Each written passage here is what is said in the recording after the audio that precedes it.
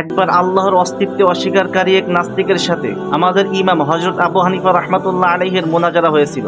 মুনাজারার বিষয় ছিল পৃথিবীর কোনো সৃষ্টিকর্তা আছে কিনা। এত বড় ইমামের সাথে এই গুরুত্বপূর্ণ বিষয়ের মুনাজারা দেখার জন্য শত্রু মিত্র যথাসময়ে মুনাজারার স্থানে সমবেত হয়ে গেল।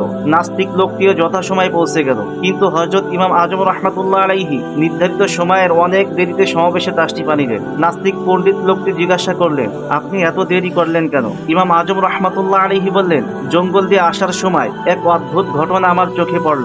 সেটা দেখে আমি আশ্চর্য হয়ে ওখানে থমকে দাঁড়িয়েছিলাম। ঘটনাটি হলো, নদীর কিনারে একটি বৃক্ষ ছিল।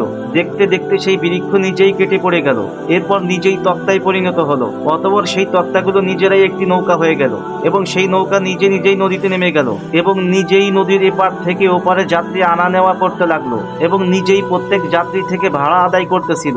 এই দৃশ্যটি দেখতে গিয়ে আমার দেরি হয়ে গেল।